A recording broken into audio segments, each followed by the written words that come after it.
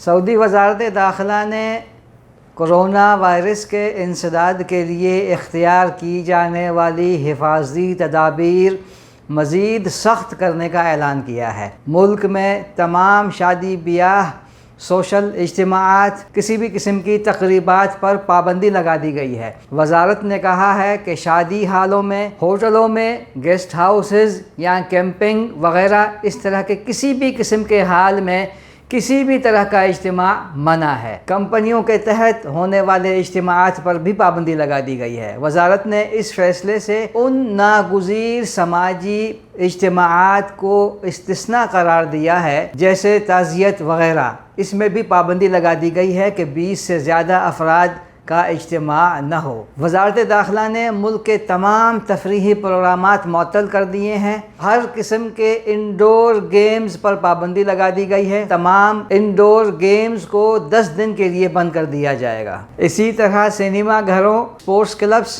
اور ورزش سینٹر کو بھی 10 دن کے لیے بند کر دیا گیا ہے۔